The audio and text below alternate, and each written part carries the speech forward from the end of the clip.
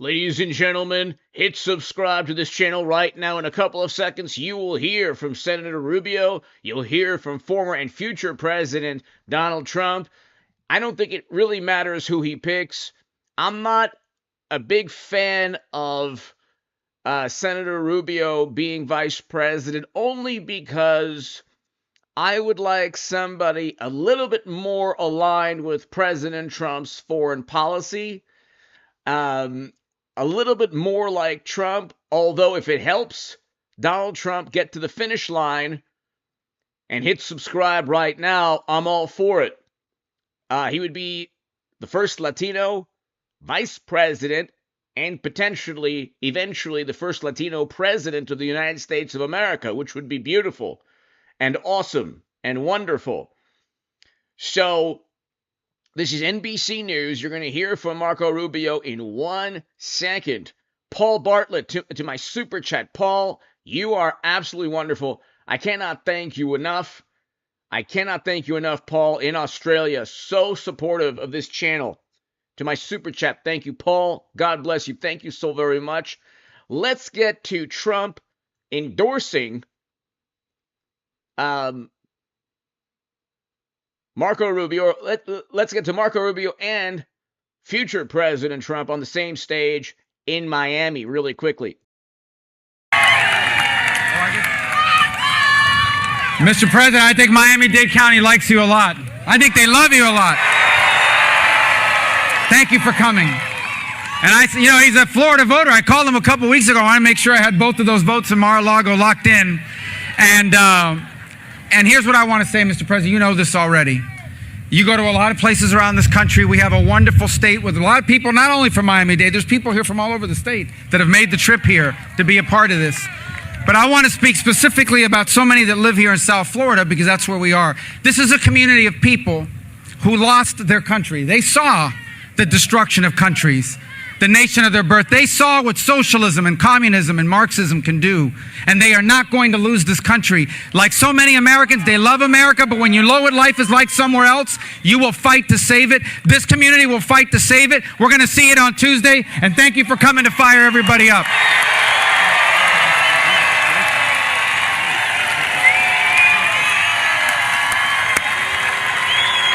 Great. Wow.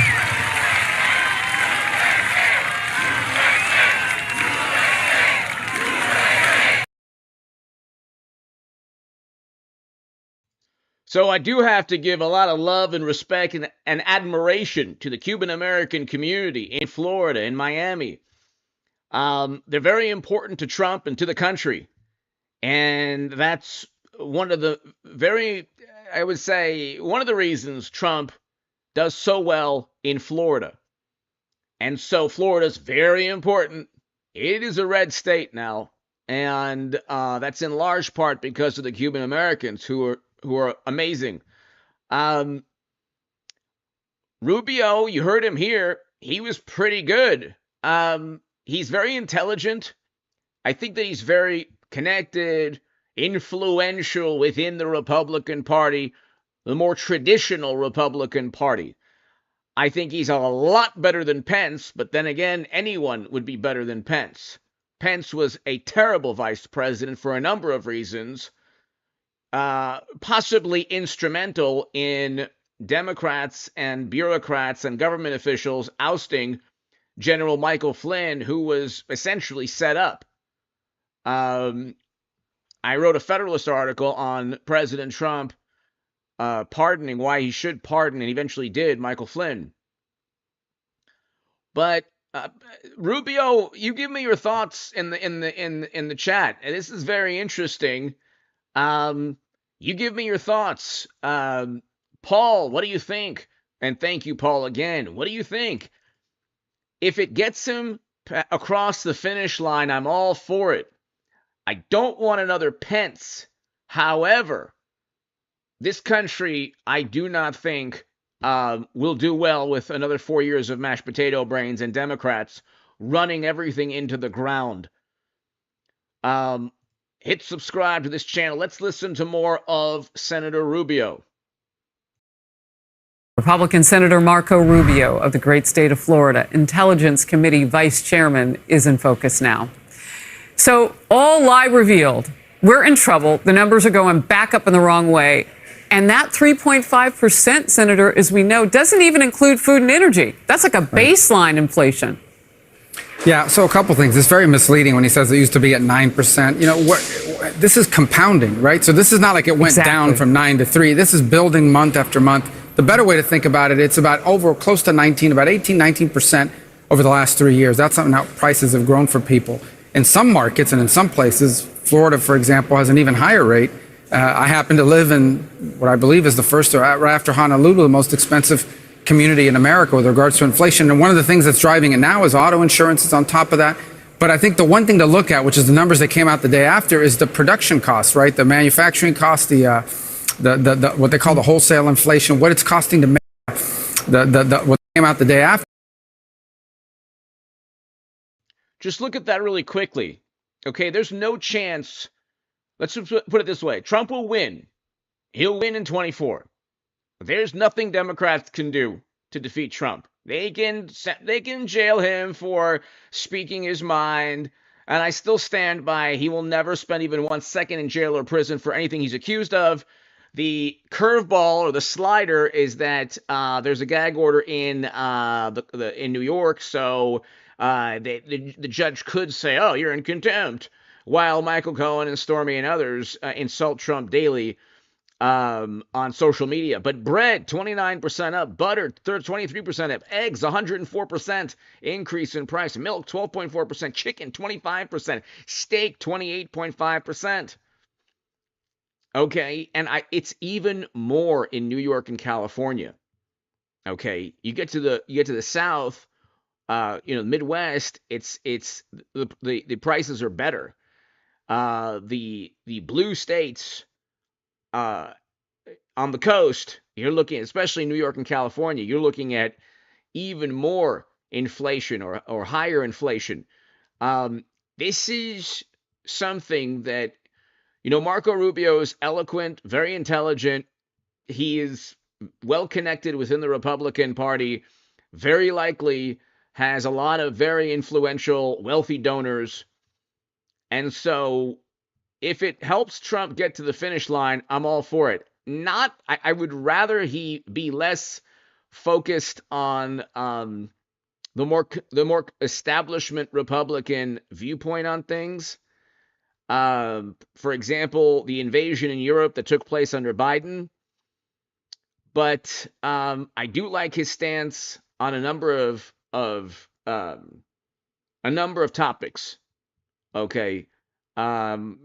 He aligns very well with Trump, who has the same viewpoint on the country I had my bar mitzvah in. So, for example, I think that he would be a very good vice president because he's very good with media, or at least he definitely holds his own.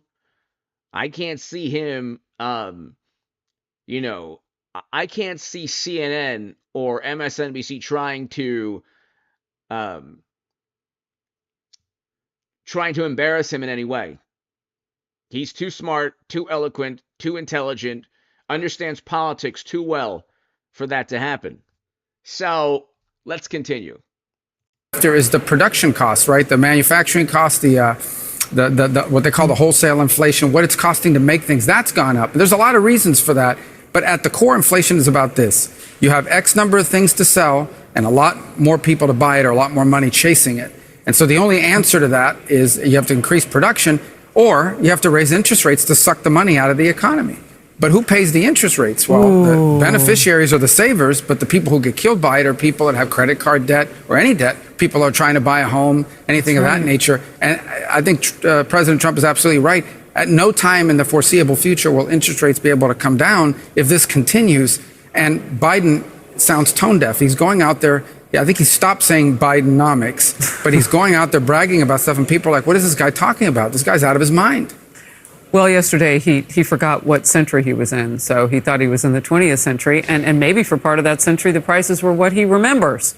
But that's not what we're experiencing today. He did eventually correct it. But anyway, what I appreciate so much, and I hope the audience does now too, is that compounding interest. You compared what we, as grocery shoppers buying everything else, not just food, are going through. It's like having a credit card at all times in our. The reason we have inflation, ladies and gentlemen, and the wonderful, morally superior liberal Democrats and progressives, I used to think of myself as one long time ago, should understand this. Sadly, they don't. Biden went after oil and gas companies. I don't care what your ideology is and everyone loves the planet, but if you go after American oil and gas companies, you will increase inflation. If you sign executive orders making it difficult for oil and gas companies to operate, that is a fact. Biden signed executive orders making it difficult for oil and gas companies to operate. Then he blamed those companies. They sued him also, by the way, the oil and gas associations. And they said within the lawsuit that you're going to increase inflation, and he did. Then he raised interest rates. Then he flooded the country full of strategic petroleum reserves. So only a Democrat would pontificate about the future of the planet, then cause inflation, then flood the country full of millions of barrels of strategic petroleum reserves, then refuse to replenish the strategic petroleum reserves because, oh, guess what? Oil is too expensive. Okay, only 10 to 12% of the country is fueled by renewables. 90%, around 90% of the United States of America is fueled by fossil fuels, oil and gas. Okay, and they say, well, electric cars, electric power plants are fueled by natural gas. So there you go. You're not going to circumvent the 90% of the economy run by fossil fuels. But anyway, let's continue. Our lives.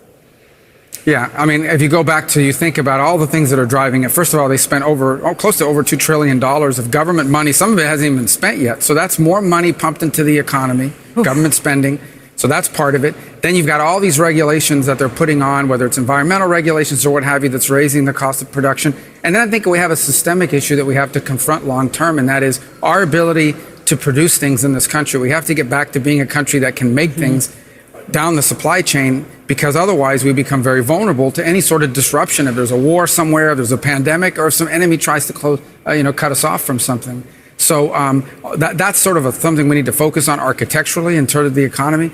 But the other things about the government spending and the driving of it, we predicted inflation was going to happen. That's exactly what we're seeing. And the cost of inflation, the price of inflation isn't just when you go pay for things. It's also in the interest rate, because that's the only remedy the Fed has to try to suck money out of the economy. But it is killing, and I mean killing, people who have to put things on credit cards or who are trying to buy a home. Yeah. All right, we'll move to this, another big problem, and we'll see if House Republicans can handle what's happening. House Republicans had to delay the delivery of the Homeland Security Secretary Alejandro Mayorkas' impeachment articles.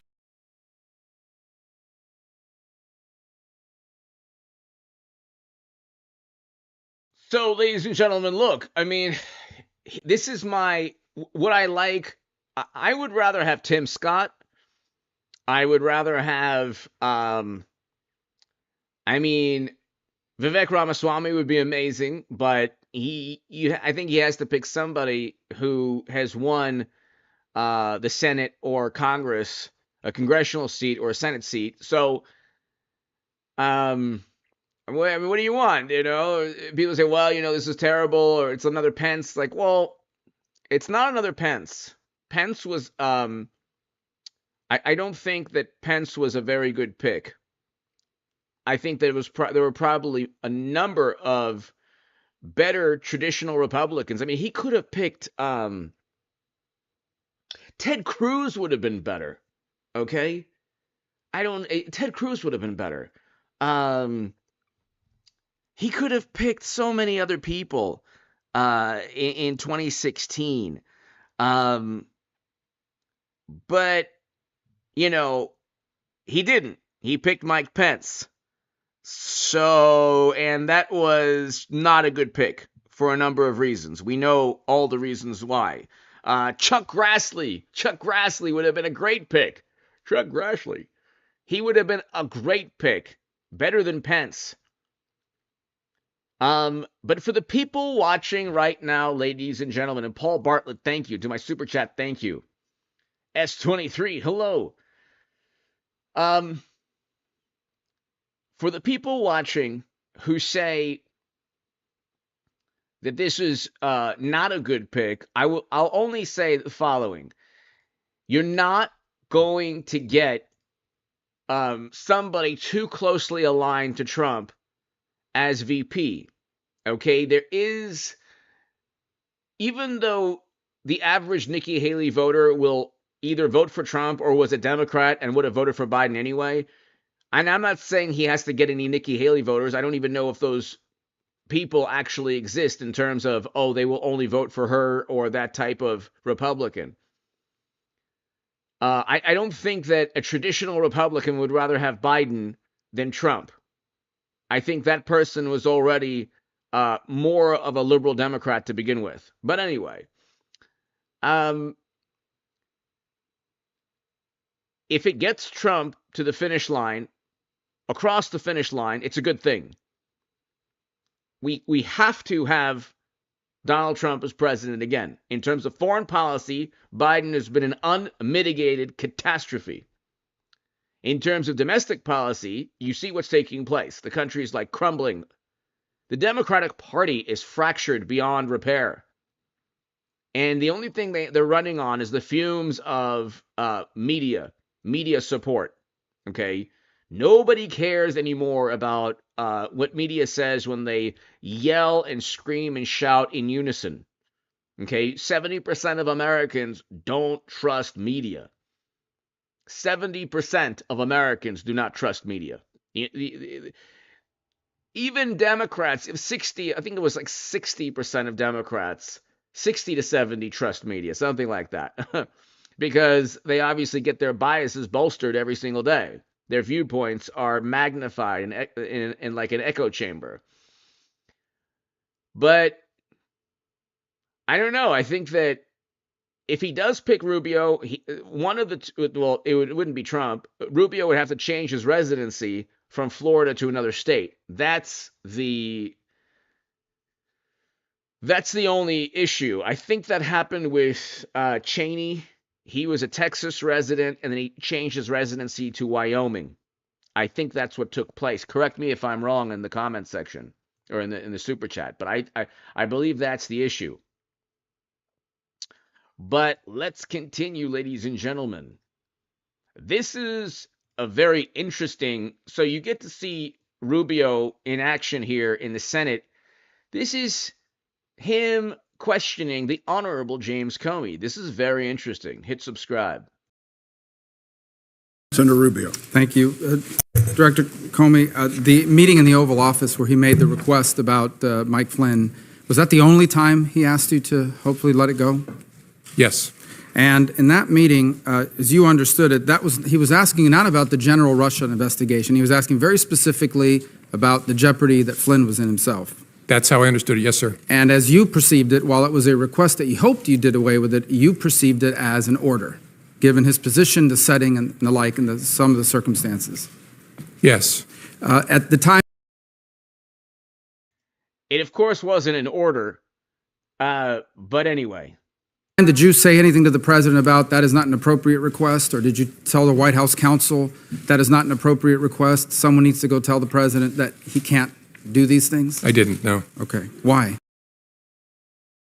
That's a great question by Senator Rubio. And imagine any other bureau director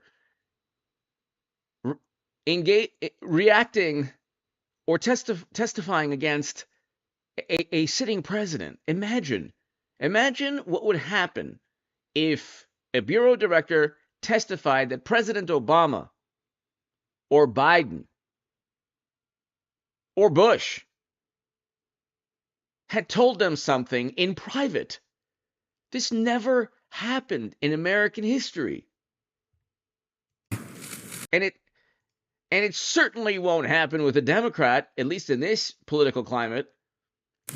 I don't know. I think as I said earlier, I think the circumstances were such that I was a bit stunned and didn't have the presence of mind. And I don't know, I don't want to make you sound like I'm Captain Courageous. I don't know whether even if I had the presence of mind, I would have said to the president, "Sir, that's wrong." I don't know whether I would have. Okay. But in the moment, it didn't come to my mind.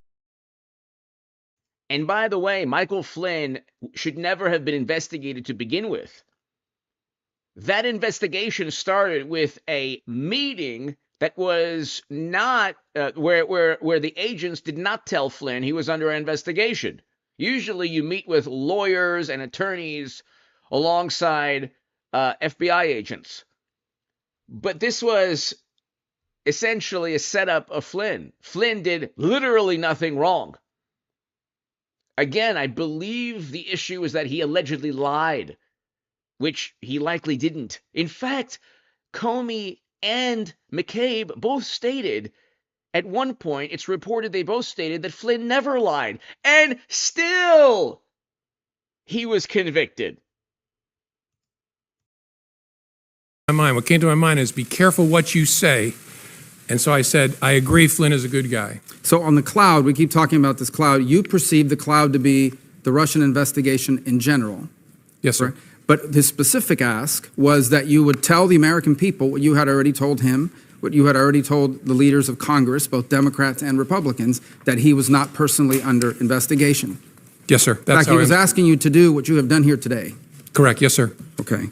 And again, at that setting, did you say to the president that it would be inappropriate for you to do so and then talk to the White House counsel or anybody so hopefully they would talk to him and tell him that he couldn't do this? First time I said, I'll see what we can do. Second time, I explained how it should work, that the White House counsel should contact the Deputy Attorney General.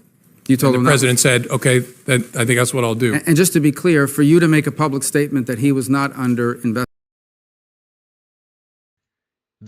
They went after Michael Flynn for speaking to the Russian ambassador. He was an incoming national security advisor. They were going to use, I believe, the Logan Act. Yet again, a statute that's never been really, hasn't been used in like 100 years, something like that. And you know who was also a part of this? Al Franken, who then was forced out because of photos that showed him in a demeaning, insulting endeavor, let's just say. And so they went after Michael Flynn for speaking to an ambassador as the incoming national security advisor. The man did nothing wrong. Then Sessions was frightened into a special counsel because Sessions thought that who knows what they'd get him for perjury, which is hilarious because Michael Cohen is perjured himself like possibly a good number of times. And so President Trump should never, ever, ever have abandoned Michael Flynn. But you know what? That was a lesson learned. Trump was a pretty awesome president in terms of foreign policy and economic policy. I don't think he realized what was going on initially. And leaving also, I think that Trump is a very courageous, very noble individual in U.S. history, just in terms of foreign policy. No new wars. That is admirable. Not, media, trying to prop up a Democrat and, oh, yeah, he's such a good, decent human being. How is Biden a decent man when he is pushed for every failed foreign policy catastrophe we've had as a country in the past 20 plus years? Trump didn't. Trump brought home Americans with a Doha agreement that Biden reluctantly abided by. And it was a May 1st, 2021 withdrawal, yet another foreign policy catastrophe. Those Americans should be alive. Those Afghans should be alive as well. Biden messed that up. It was a May 1st, 2021 withdrawal. But they set up Michael Flynn. Michael Flynn didn't lie about anything. And he had every right to speak to a Russian ambassador. And by the way, the Mueller probe found nothing also. The entire thing was a hoax. But at this point, it was peak, fantasy world for Democrats. This was the height of the Red Scare the McCarthy era Democrats created. Investigation would not have been illegal, but you felt it made no sense because it could potentially create a duty to correct if circumstances changed. Yes, sir. We wrestled with it before my testimony where I confirmed that there was an investigation, and there were two primary concerns. One was it creates a duty to correct, which I've lived before, and you want to be very careful about doing that. And second, it's a slippery slope because if we say the president and the vice president aren't under investigation, what's the principled basis for stopping? Okay. And so the leadership at Justice, Acting Attorney General Bente, said you're not going to do that. Now, on March 30th, during the phone call about General Flynn, you said he abruptly shifted and brought up something that you call, quote unquote, the McCabe thing. Specifically, the McCabe thing, as you understood it, was that McCabe's wife had received campaign money from what I assume means Terry McAuliffe. Yes, sir. That's was very close to the Clintons, and so it's really hilarious. You have Democrats wanting a Supreme Court Justice Clarence Thomas to recuse himself always. Everyone that had anything to do with investigating Trump was in some way, shape, or form, according to Democrats, compromised. And yet, because they were investigating Trump, campaign donations. You could look at people right now, campaign donations to Democrats, from top Democrats. The way politics works is not a signed letter. We are going to give you money so you do exactly what we want. These are unwritten rules. Okay? You give campaign money to any government official. And that government official, let's say working at the Bureau, can investigate. If you want that person to investigate Trump, you don't have to write a letter. Likely that person already has the same ideology, but you're already, the way graft and bribery works in today's world is not, I'm going to write a letter and you sign it and we'll do exactly what you want. You can look at the text messages of the people at the Bureau or other institutions that despised Trump. They were all after Trump. Okay? This isn't like rocket science. Okay? Democrats are very good at utilizing bureaucracies against their political rivals. It could be as simple as a hit piece. You think that Clinton or Biden, well, Biden, who knows what he's doing. You think that Democrats, you think President Obama writes to editors at the New York Post? Or sorry, New York Post is good. New York Times, Washington Post, The Atlantic? You think that Clinton or Biden or any top Democrat writes to these editors, hey, write a hit piece on my political opponent? They just do so willingly. And then they see each other at, donations or functions or Hollywood get to whatever. And so had the president at any point in time expressed to you concern, opposition, potential opposition to McCabe? I don't like this guy because he got money from someone that's close to Clinton. He had asked me during previous conversations about Andy McCabe and said, in essence, how's he going to be with me as president? I was pretty rough on him on the campaign trail. He was rough on McCabe? He was rough, by his own account. He said he was rough on McCabe and Mrs. McCabe on the campaign trail. How's he going to be? And I assured the president, Andy is a total pro. No issue at all. You got to know the people of the FBI. They are not. In a CNN interview, the Honorable James Comey stated that he could possibly testify against Andrew McCabe after McCabe was let go from the Bureau for allegedly lying numerous times. This is the sordid mess that Trump had to deal with. All of these people went after him. And then they were either let go or their text messages were revealed and they all went after Trump. And then, of course, you have Inspector General Horowitz, who stated there was animus towards Trump, but there was an institutional bias, documentary or testimonial bias, which means that nobody wrote in a formal letter they despised Trump, but everything they did is despise. And then Democrats took that and media, you see, no institutional bias. He didn't say that. It was no documentary or testimonial bias. The president turns to you and says, remember, I never brought up the McCabe thing.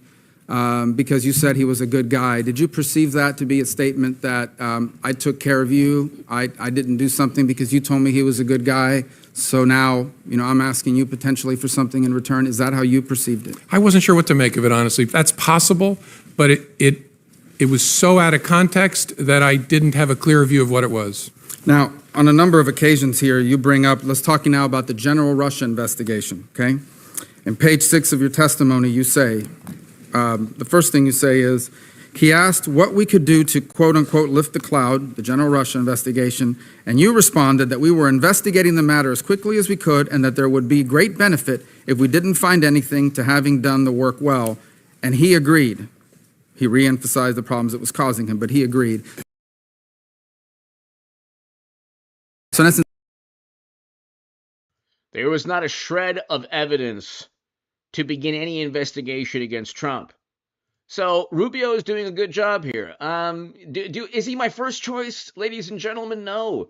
For people who just started watching the live stream and the upload, if you say, you know what, why would he pick Rubio? I agree with you. But you're not talking about a Pence. You're talking about somebody closer to Trump than Pence ever was, much closer to Donald Trump in terms of political philosophy than Pence was. Pence was an old school Bush Republican, and he was going to side with everyone against Trump at all times. You can see here Rubio is asking very pointed, important questions, okay, in terms of immigration, in terms of economic policy. Rubio is right, I think, with Trump. Since the president agreed with your statement that it would be great if we could have an investigation, all the facts came out, and we found nothing. So he agreed that that would be ideal, but this cloud is still messing up my ability to do the rest of my agenda. Is that an accurate assessment of? Yes, sir. He actually went farther than that. He said, and if some of my satellites did something wrong, it'd be good to find that out. Well, that's the second part, and that is the satellites. He said if one of my satellites, I imagine by that he meant some of the other people surrounding his campaign did something wrong, it would be great to know that as well. Yes, sir. That's what he said. So are those the only two instances in which that sort of back and forth happened, where the president was basically saying, and I'm paraphrasing here, it's okay, do the Russia investigation. I hope it all comes out. I have nothing to do with anything Russia. It'd be great if it all came out, if people around me were doing things that were wrong. Yes, as I recorded it accurately there, that was the sentiment he was expressing. Yes, sir. So what it comes down to is the president has asked three things of you. He asked for your loyalty, and you said you would be loyally honest. Honestly loyal. Honestly loyal. He asked you on one occasion to let the Mike Flynn thing go because he was a good guy. By the way, you're aware that he said the exact same thing in the press the next day. He's a good guy, he's been treated unfairly, et cetera, et cetera. So I imagine your FBI agents read that. I'm sure they did. The president's wishes were known to them, certainly by the next day when he had a press conference with the prime minister. But going back, the three requests were, number one, be loyal. Number two, let the Mike Flynn thing go. He's a good guy. He's been treated unfairly. And number three, can you please tell the American people what these leaders in Congress already know, what you already know, what you've told me 3 times, that I'm not personally under investigation? Those are the 3 things he asked. Yes, sir. You know, this What on earth did Trump do that was wrong? In hindsight now, there was nothing. There was no, they used a Steele dossier. It's reported that the director of the Bureau actually gave Trump the dossier that Clinton purchased to intimidate him. So I don't get it. This destabilized, this could have. Well, it fractured the country, really. It really did. It deceived. This was a fraud that was committed by Democrats. This was deception at a grand scale that we've never, maybe we've seen it, maybe we haven't, but in recent memory, I can't think of something that would get morally superior, enlightened intellectuals, highly educated liberals to act like McCarthy-era Red Scare Republicans. I don't get it. I mean, they really truly believed that the Kremlin was influencing Trump because they couldn't accept reality that Trump defeated Clinton fair and square. They were the initial deniers. They were the ultimate deniers. They're still denying to this day. They're the 2016 deniers. Investigation is full of leaks left and right. I mean, we've learned more from the newspapers sometimes than we do from our open hearings, for sure. Do you ever wonder why, of all the things in this investigation, the only thing that's never been leaked is the fact that the president was not personally under investigation, despite the fact that both Democrats and Republicans and the leadership of Congress knew that and have known that for weeks? I don't know. I find matters that are briefed to the Gang of Eight are pretty tightly held, in my experience. Finally, who are those senior leaders at the FBI that you shared these conversations with? As I said in response to Senator Feinstein's question, Deputy Director, my Chief of Staff, General Counsel, the Deputy Director's Chief Counsel, and then more often than not, the number 3 person at the FBI who's the Associate Deputy Director, and then quite often the head of the National Security Branch. Senator Rubio. So Rubio went to bat for Trump. He did. I mean, he did a good job, too. This is the thing, ladies and gentlemen. If you're a little... Who knows if Rubio's going to be Trump's VP, okay? But if you're reluctant to pick... If you're reluctant with Rubio, like I was, and Paul Bartlett, thank you so much to my super chat, thank you. If you're reluctant with Rubio like I was, I will just tell you this. Do you think that it helps Trump throughout the country to pick somebody like Rubio or somebody like Vivek Ramaswamy? Just ask yourself that question. I love Vivek Ramaswamy. I think he's fantastic. But I'm not sure he's going to help Trump. I'm not sure he's going to help Trump as VP. He hasn't won a congressional seat or a seat in the U.S. Senate. Okay, it's good that he's not a politician. He's able to speak his mind in a more, in a freer manner. But what gets him? You should ask yourself the following questions: what gets Trump to the finish line? Meaning, what helps Trump win? Does Rubio help Trump win? The answer is yes. Rubio helps Trump win. Okay? I'm not sure that any other person... Tim Scott also helps Trump win. Tim Scott is awesome. Rubio is very good. I mean, the more that you listen to Marco Rubio, the better he sounds as VP. The only reason I say this is because, yes, he's more of a traditional Republican in terms of foreign policy. Maybe more willing to engage in certain policies that I don't want. I don't want Americans sent overseas to never-ending counterinsurgency conflicts. That's what drives me. That's what drives my political philosophy. I've written about that in The Hill, The Huffington Post, the Roanoke Times, other publications. I do not want Americans sent to never-ending military conflict. I don't want that. That's what drives H.A. Goodman when I was on the left, when I was the biggest Bernie Sanders booster on the internet, according to the Huffington Post, and the unofficial scribe of Sanders' most hardcore voters, according to the Washington Post. Believe me, it's embarrassing for me also. It's not only embarrassing for the Bernie Sanders supporters that are still around, but it's embarrassing for me also. If I could go back in time, I would write exclusively about how amazing Trump would be as president. And he was. You can't deny, nobody can deny that Trump's foreign policy and his economic policy worked. Nobody can deny that.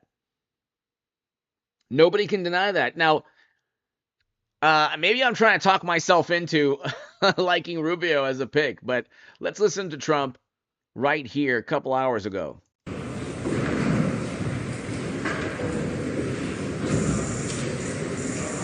Why do you delete the Truth Social post?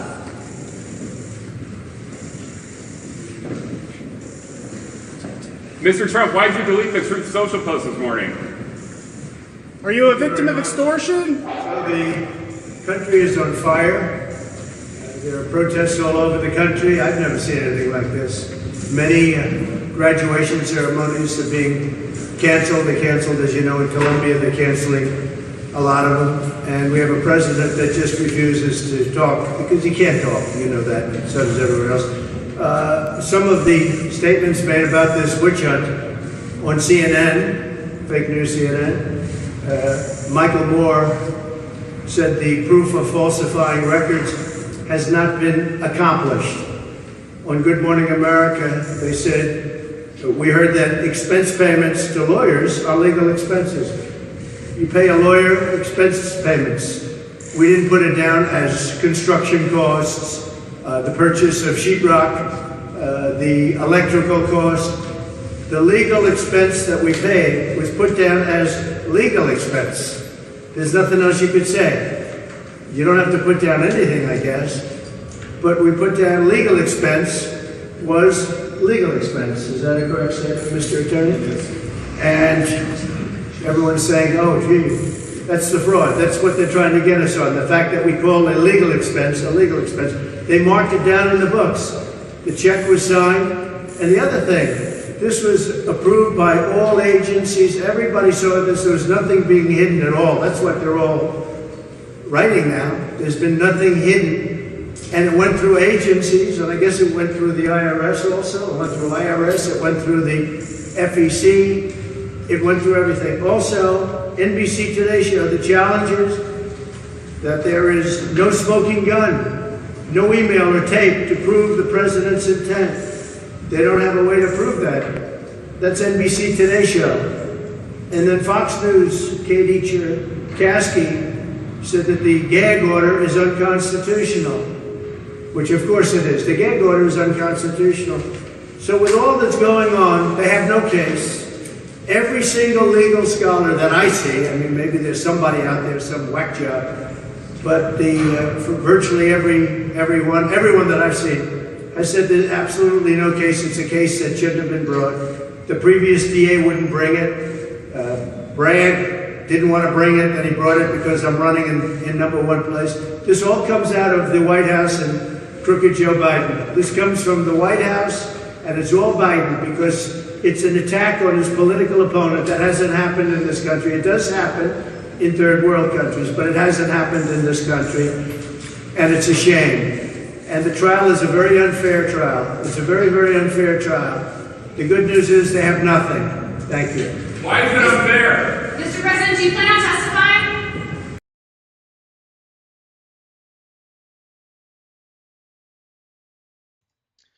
So, ladies and gentlemen, I'll just be honest with you. I just want November to just roll around. I want Trump back in office.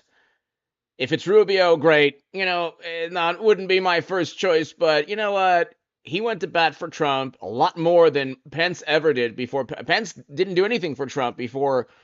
I guess he didn't have the opportunity, but I don't think he would have gone to bat for Trump. He did nothing for Trump. Rubio, even in 2017, was going to bat and defending Trump. Okay, against a completely unethical, unconstitutional, immoral investigation, setting and framing up Trump, Flynn, others. For those, if you happen to watch this channel and hit subscribe and you say, H.A. Goodman, you're out of your mind. Rubio's not a good pick. It's going to be another Pence. I would say, with all due respect, humbly, that Rubio is no Pence, meaning that he's a lot better. He's eloquent, intelligent. Media can't touch him, which is important. So that's good. Okay, he's been in the Senate long enough. He has pull, influence, prestige within the Republican Party. That's good.